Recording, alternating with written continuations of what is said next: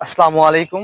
আজকের যে আলোচনার বিষয় সেটি হচ্ছে ধান গাছের লাইন লোগো পদ্ধতি নিয়ে বিস্তারিত জানাবো। আমি মোহাম্মদ সজন আলী, এগ্রিকালচার স্টুডেন্ট, ঈশ্বরদী, পাবনায়। আমি আজকে অবস্থান করেছি ঈশ্বরদী, পাবনায়। যে লাইন লোগো পদ্ধতি নিয়ে ধান লাগানো হয়েছে আপনাদের আমি দেখাবো। লাইন লোগো পদ্ধতি নিয়ে ধান লাগানো হয়েছে এমন একটি জমিতে আমি অবস্থান করেছি। প্রথমে আমরা জানবো লাইন কিভাবে আমরা লাগাবো। লাইন লাগাতে হলে আমাদের রশির দুই প্রান্তে দুটি খুঁটি গেড়ে সোজাসুজি ভাবে আমাদের লাইন টানতে হবে। লাইন টানার পরে আমাদের রশির পাশাপাশি ধান গাছ লাগাতে হবে। লাইন পদ্ধতিতে ধান লাগাতে হলে আমাদের লাইন থেকে লাইনের দূরত্ব করতে হবে 20 থেকে 25 সেন্টিমিটার পর্যন্ত, এবং ধান গাছের গুছি থেকে অপর গুছির দূরত্ব করতে হবে 15 থেকে 20 সেন্টিমিটার পর্যন্ত। লাইন পদ্ধতির কিছু সুবিধা রয়েছে। লাইন পদ্ধতিতে ধান চাষ করলে ধান গাছের সূর্যের আলো পর্যাপ্ত পরিমাণে পেয়ে থাকে, ফলে সালোক সংশ্লেষণের সুবিধা হয়। ধান গাছের লাইন পদ্ধতিতে ধান গাছ লাগালে গাছের রোগবালাই কম হয়ে থাকে।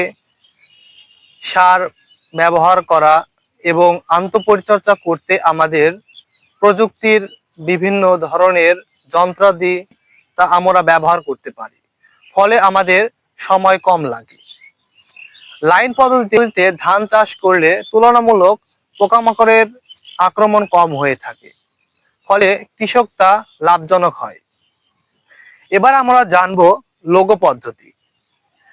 লোগো পদ্ধতিতে ধান চাষ করলে আমাদের 10 লাইন পরে একটি লাইনকে আমরা গ্যাপ রাখতে হবে অথবা ফাঁকা রাখতে হবে।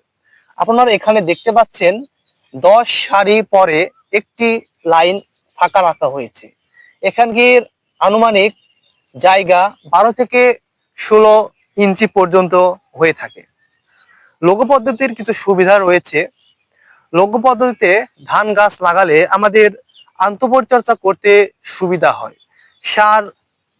সার দেওয়া এবং আন্তঃপরিচর্যা করতে আমাদের আধুনিক প্রযুক্তির বিভিন্ন যন্ত্রপাতি ব্যবহার করতে পারি। লোগো পদ্ধতিতে ধান চাষ করলে আমাদের বাদামি, ঘাসফড়িং ও মাজরা পোকার হাত থেকে আমরা রক্ষা পেতে পারি। লোগো পদ্ধতিতে ধান চাষ করলে আমাদের ইঁদুরের আক্রমণ কম হয়ে থাকে। আমি সকলকে বলতে চাই, আপনারা সকলে লাইন লোগো পদ্ধতি ব্যবহার করে ধান চাষ করুন।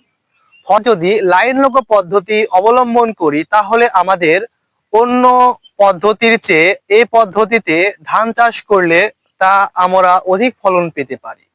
সকলে মিলে লাইন লোগো পদ্ধতি অনুসরণ করি। আমার সম্পূর্ণ ভিডিওটি দেখার জন্য সকলকে ধন্যবাদ।